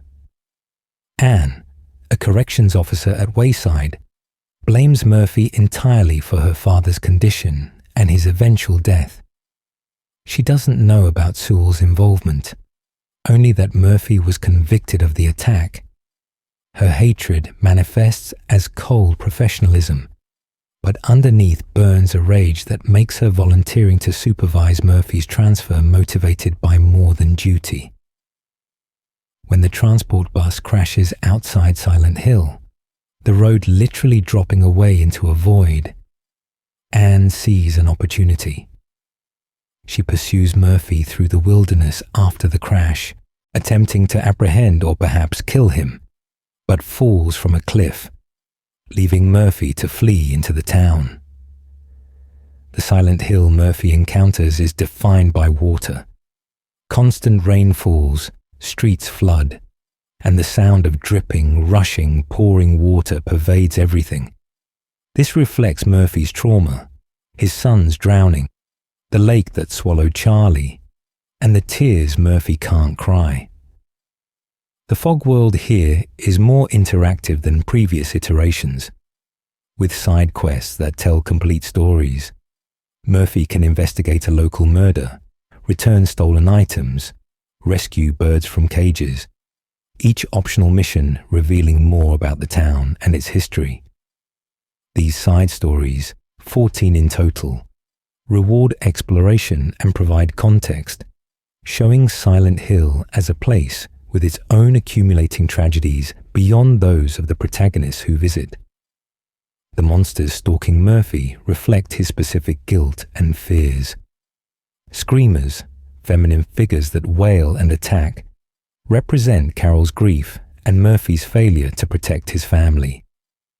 Wall corpses, bodies trapped in surfaces, reflect Charlie's helplessness. But the two most significant monsters are unique to Murphy's journey.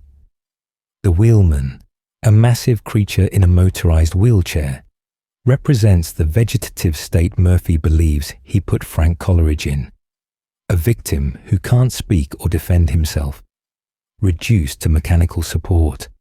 And the Bogeyman, Murphy's most personal demon, is a hulking executioner figure wearing a gas mask and a coat, carrying an axe, representing Murphy himself, the killer he became when he murdered Napier, the monster he fears he's always been.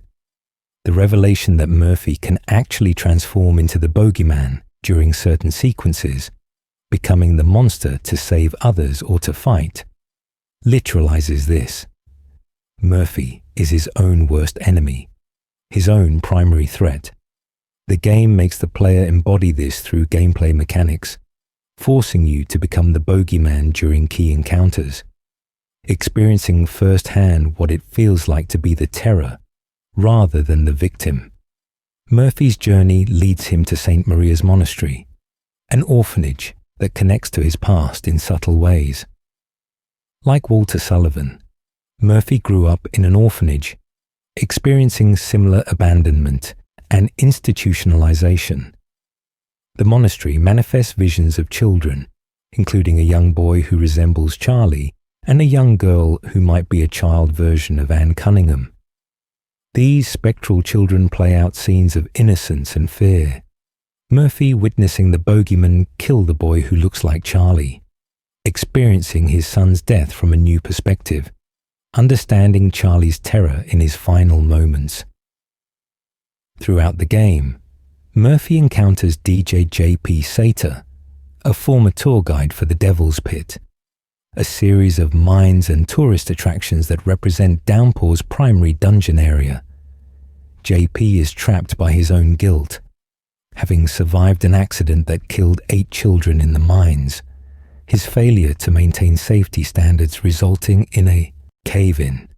He serves as a mirror for Murphy, showing what happens when guilt consumes someone completely, when survival feels like its own punishment. Anne Cunningham, having survived her fall, pursues Murphy through Silent Hill, but she's experiencing her own version of the town, her own otherworld shaped by her rage and grief over her father. Her journey, detailed in the Anne story comic series, parallels Murphy's, the two of them heading toward collision. When they finally confront each other in the other world, the truth emerges through flashbacks and revelations. Murphy explains what really happened with Frank, how Sewell was responsible, how Murphy tried to protect Frank but failed. Anne must decide whether to believe him, whether to accept that her vendetta has been misdirected. The multiple endings of Downpour reflect the moral choices players make throughout the game and their interpretation of Murphy's journey. In Forgiveness, the canonical ending according to Anne's story, Murphy and Anne work together to defeat the Wheelman, the manifestation of their combined guilt. Anne accepts the truth about her father's attack, forgives Murphy for his role in the events, and helps him escape Silent Hill. They part ways at a diner, Anne telling authorities that Murphy died, giving him a chance to start over. In Truth and Justice, Anne arrests Murphy, believing the system should determine his fate. In full circle, Murphy transforms fully into the bogeyman, consumed by his own violence. And in execution, Anne kills Murphy, her rage overwhelming any potential for redemption. A joke ending, surprise, shows Murphy tunneling out of prison Shawshank Redemption style, only to emerge in a surprise party hosted by Silent Hill monsters and characters from previous games, including Pyramid Head cutting a cake. This ending provides the series' traditional dark humor while also emphasizing that Murphy's story, like all Silent Hill stories, exists in a continuity where all the previous horrors remain part of the town's collective memory. Silent Hill. Downpour explores whether revenge provides justice or simply creates more victims, whether someone who commits murder in the name of love can be redeemed, and how the cycle of violence perpetuates unless someone chooses forgiveness. Murphy's journey shows a man who crossed lines that can't be uncrossed, who killed a child murderer and in doing so became a killer himself, who must navigate the consequences of choosing vengeance over healing. The constant rain washing over Silent Hill suggests both the tears Murphy can't cry and the possibility of cleansing, of washing away sins if one can accept them and choose a different path forward. Understanding the otherworld and Silent Hill's power. Throughout all these stories, from Travis Grady in 1976 to Murphy Pendleton in the 2010s, one element remains consistent: the otherworld, that nightmare dimension that overlaps Silent Hill, transforming the town into a personalized hell for each visitor.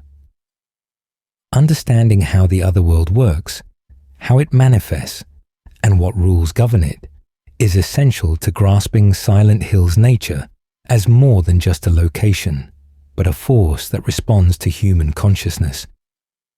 The otherworld isn't a single place, but rather a state of reality, an alternate dimension that exists parallel to our own, accessible through thin points where the barrier between worlds weakens. Based on what we observe across the series, Silent Hill and the land around Toluca Lake represent one such thin point, made that way by ancient spiritual energies recognized by indigenous peoples and corrupted by violence and suffering. The town appears to act as a lens or amplifier, taking the psychological state of those who enter and projecting it into physical form, creating an environment that reflects inner torment. When someone with significant guilt, trauma, or spiritual connection to Silent Hill enters the town, the otherworld begins to manifest around them. The transition can be gradual, reality slowly decaying, or sudden, the world peeling away in an instant to reveal rust and blood beneath. The form the otherworld takes depends entirely on the person experiencing it. For Alessa Gillespie, whose psychic abilities were extraordinarily powerful, the otherworld manifested as a realm of childhood fears, bullying trauma, and burning agony, spreading across the entire town and persisting for years. For James Sunderland, the otherworld was more subtle, a hospital and town slowly degrading into reflections of his guilt, his denial creating softer transitions. The monsters inhabiting the otherworld are not random spawn, but carefully constructed symbols drawn from the subconscious of those present. James's nurses represent sexual frustration and the objectification of caregivers during Mary's illness. Angela's abstract daddy embodies her father's abuse as a grotesque fusion of bed frame and flesh. Eddie's frozen corpses reflect his rage and the cold emptiness he feels. Alex Shepard's Siam represents being bound to fate and family, while Murphy Pendleton's bogeyman is his own capacity for violence made manifest. Each creature tells a story about the person who unconsciously created it, revealing truths they might not consciously acknowledge. Physical locations transform to match psychological associations. Hospitals become places of surgical horror when the visitor associates medical care with trauma. Schools turn into sites of bullying and isolation. Homes become prisons. The otherworld reads memories and emotions like a book and translates them into architectural and organic forms. Walls breathe. Floors become grates over infinite voids. Corridors extend impossibly, creating mazes that trap victims in their own mental loops. The town literally becomes a puzzle that must be solved, with solutions often requiring confronting the very things the subconscious is trying to avoid. The Order's influence on the otherworld is significant, but not absolute. When the cult performs rituals, or when a lesser's powers actively shape reality, the otherworld becomes more stable and directed, serving specific purposes rather than being pure manifestation of individual psychology. The otherworld. A lesser created during her 7 years of suffering had permanence and could affect multiple people simultaneously because her psychic abilities gave it structure. Similarly, Walter Sullivan's otherworlds were carefully constructed spaces designed for his ritual, controlled by his ghost even after his physical death. But not all manifestations of the otherworld require supernatural explanation through the Order. Silent Hill 2 demonstrates that the town itself possesses power independent of cult manipulation. James, Angela, and Eddie each experience their own unique otherworlds in the same physical space, suggesting multiple overlapping nightmare dimensions coexisting. James's nurses don't appear to Angela. Her monsters are entirely different. The town personalizes hell for each visitor, creating custom punishment or purgatory depending on what's needed for that particular soul. The question of whether anyone actually escapes Silent Hill, or whether the entire experience is a dying hallucination or an eternal loop, remains deliberately ambiguous. Some endings show characters driving away from the town, returning to normal life, but Silent Hill 4 and other games reference previous protagonists as having disappeared in Silent Hill, never seen again. This discrepancy suggests either that the escape endings are illusions and everyone remains trapped, or that escaping Silent Hill carries such trauma that survivors vanish from their previous lives, unable to return to normality after experiencing the town. The games intentionally leave this unresolved, allowing multiple interpretations. The nature of the fog itself carries significance beyond mere atmospheric obscurity. The fog that blankets Silent Hill appears to possess its own consciousness, thickening to isolate victims, thinning to reveal paths forward, guiding people toward confrontations they need to face. Whether this represents actual sentience or simply the town's supernatural influence, manifesting visibly remains open to interpretation. Some theories suggest the fog isn't weather, but rather a manifestation of the barrier between worlds becoming visible. The otherworld literally seeping into reality like smoke through cracks. Air raid sirens announce transitions into the otherworld in some games, their wailing cutting through the fog to warn that reality is about to peel away. Different interpretations exist for what these sirens represent. Some theories suggest they might be Alessa's doing, a warning system she created to help those trapped in her nightmare, while others view them as automatic responses from the town itself. Alarm bells that sound when dimensions collide.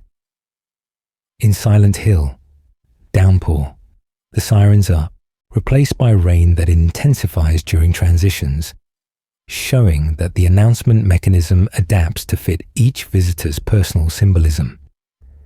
The otherworld also includes temporal distortions, with time passing differently inside than outside, or not passing at all. Henry Townshend exists for 5 days in his apartment with no hunger or thirst, time frozen while he's trapped in Walter's ritual space. Characters encounter younger versions of themselves or witness events from the past, as if they're happening now. Silent Hill becomes a place where all moments exist simultaneously, where past trauma remains perpetually present, unable to be relegated to history. Most crucially, the otherworld responds to change in the visitor's mental state. As characters accept their guilt, their understanding of what they've done, the otherworld transforms around them, sometimes becoming less hostile, sometimes more terrifying, as full truth emerges. The town is watching, responding, updating the nightmare in real time as psychological defenses crumble. This makes Silent Hill feel alive in a way few horror settings achieve. A conscious entity, or at least a responsive system, that actively works to break through denial and force confrontation with truth. Escape, when it happens, requires accepting that truth, facing what you've done or what was done to you, and choosing a path forward. Harry Mason accepts that Cheryl is part of something larger and chooses to protect Heather despite the danger.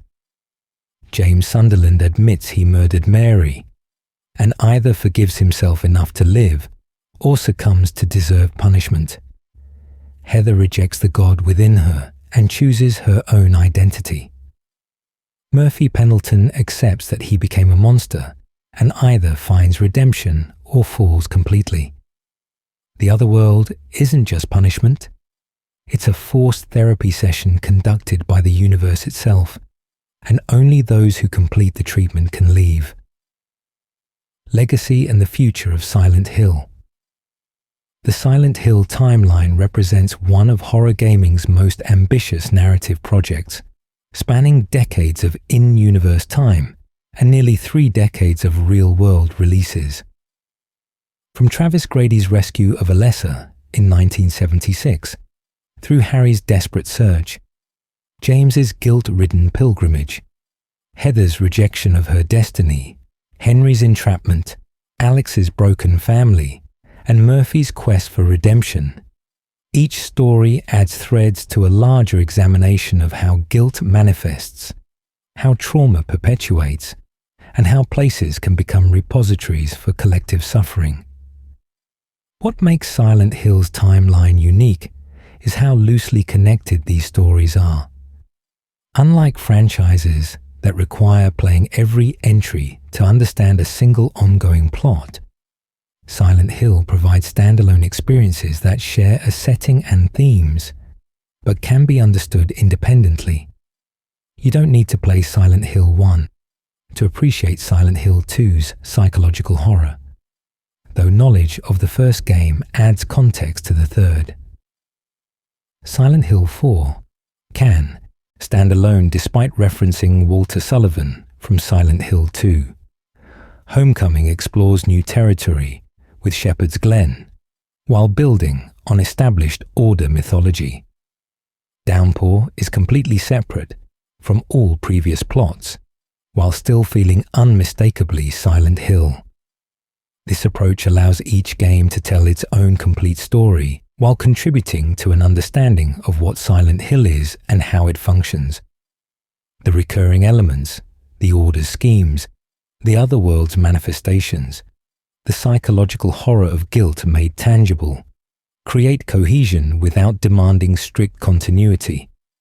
Players can enter the series at any point and find a complete narrative while also discovering connections that reward deeper exploration.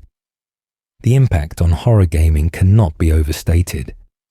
Silent Hill pioneered psychological horror in games, moving beyond jump scares and combat challenges to explore how interactive media could embody mental illness, trauma, and moral ambiguity. The symbolism in monster design, the environmental storytelling of decaying locations, the use of fog and sound design to create oppressive atmosphere. All of these techniques that Silent Hill perfected have influenced countless games since. The series proved that games could tackle uncomfortable subjects, that horror could emerge from character development and thematic depth, rather than just from creatures jumping from darkness. The franchise's struggles after Team Silent's original 4 games reflects how difficult it is to maintain this level of quality and vision. Later entries, developed by Western studios, rather than the original Japanese team, received mixed reception. Some fans appreciated attempts to expand the mythology and explore new protagonists. Others felt the psychological subtlety and symbolic density were lost in favor of more straightforward horror and action-oriented gameplay. The decline in quality and sales led to the series going dormant for years, with projects like Silent Hills, which was to be directed by Hideo Kojima, with involvement from horror film director Guillermo del Toro, being cancelled despite massive fan enthusiasm after the playable teaser PT became a viral sensation. The 2024 remake of Silent Hill 2 by Bloober Team represents a renaissance for the franchise. Bloober approached the remake with reverence for the original, while updating graphics, sound design, and gameplay to modern standards. The remake preserves the psychological depth and symbolic complexity that made the original groundbreaking while making the experience accessible to players who might be put off by the original's dated controls and low-resolution graphics.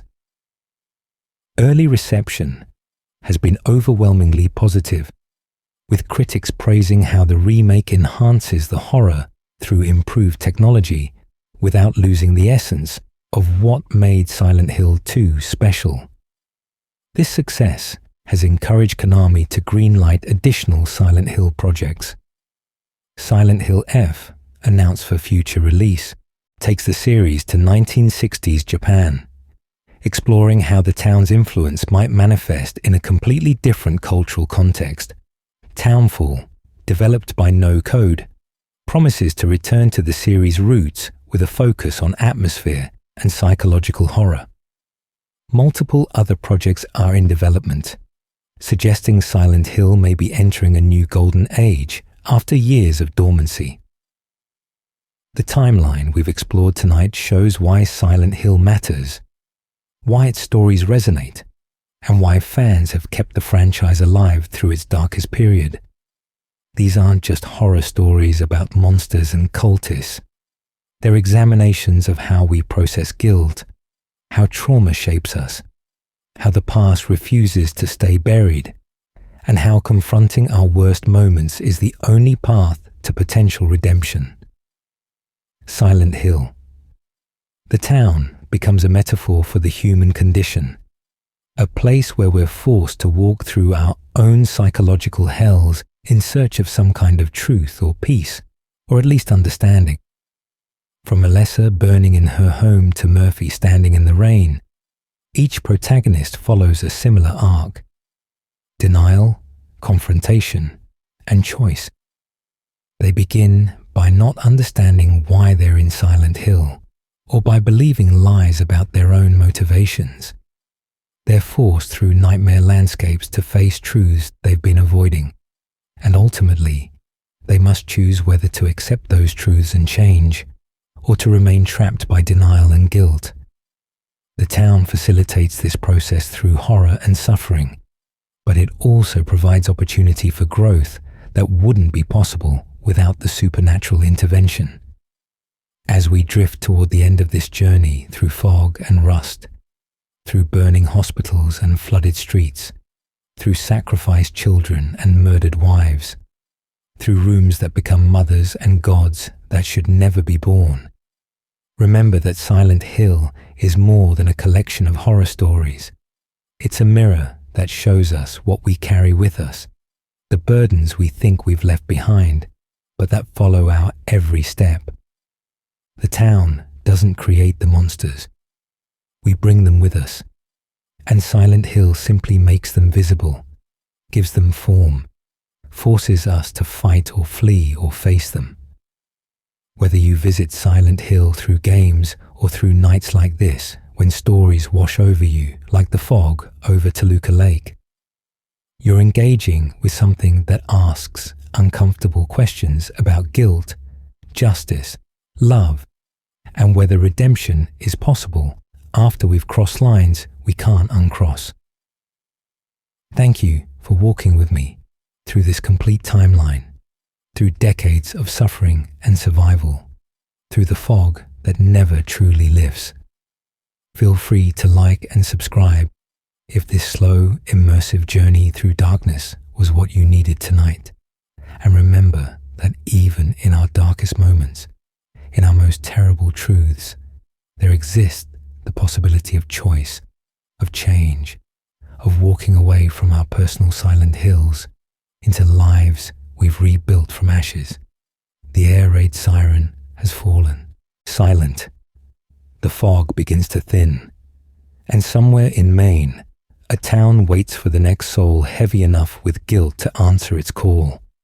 Until then, rest easy, and may your dreams be free of rust and sirens. Good night.